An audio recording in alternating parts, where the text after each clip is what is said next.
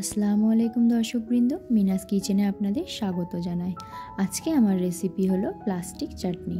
তো খুব সহজেই বাড়িতে কিভাবে এই রেসিপিটি বানিয়ে নেওয়া যায় চলুন দেখে নেওয়া যাক। রেসিপিটি বানানোর জন্য প্রধান উপকরণ হিসেবে এখানে আমাদের লেগে যাচ্ছে পেঁপে, যেটাকে আমরা খুব পাতলা করে কেটে নিয়েছি, চিনি, তেল, কাজু, কিশমিশ, 5 ফোড়ন, 2টো তেজপাতা এবং 2-4টে শুকনো লঙ্কা নিয়ে নিয়েছি। এরপর গ্যাসের মধ্যে কড়াই গরম করে তাতে 1/2 কাপ রিফাইন অয়েল। এরপর কড়াইয়ের তেল যখন গরম হয়ে যাবে তার মধ্যে 2টো মিডিয়াম সাইজের তেজপাতা, 2টো শুকনো লঙ্কা এবং 1 চিমটি 5 ফোড়ন দিয়ে নাড়িয়ে চাড়িয়ে নিতে হবে।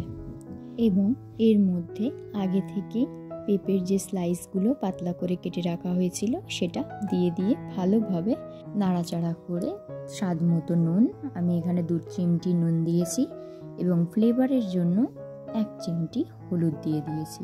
এতে কি হয়, চাটনির কালারটাও খুব সুন্দর আসে। এরপর এর মধ্যে 2 থেকে 3 কাপের মতো জল দিয়ে 3 থেকে 4 মিনিট ঢাকনা চাপা দিয়ে রেখে দিতে হবে। 3 থেকে 4 মিনিট পর আমাদের এখানে ঢাকনা খুলে দেখতে হবে পেঁপেটা হয়ে গেছে কিনা।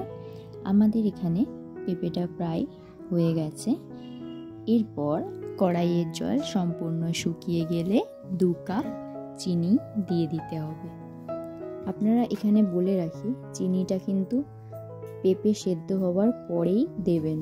চিনি আগে ভাগে দিয়ে দিলে কিন্তু পেঁপে একেবারেই সেদ্ধ হবে না, তাতে চাটনিটা কিন্তু একেবারেই ভালো খেতে হবে না। এরপর আমাদের এখানে 6-7টা কাজু এবং 6-7টা কিশমিশ দিয়ে দিতে হবে। আপনারা চাইলে একটু বেশিও দিতে পারেন, তাতে কোনো অসুবিধা নেই।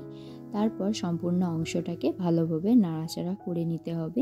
এখানে আমরা যত নাড়াচাড়া করব তত একটু জল বেরিয়ে আসবে। চাটনির খাটা মিঠে স্বাদটা আনার জন্য আমরা চিনির পর এখানে 1/2 কাপ পাতিলেবুর রস দিয়ে দিয়েছি এবং পাতিলেবুর রস দিয়ে দেওয়ার পর খানিকটা নাড়িয়ে নিলেই রেডি হয়ে যাবে আমাদের প্লাস্টিক চাটনি। রেসিপিটা অনেক সহজ এবং খেতে অনেক মজাদার।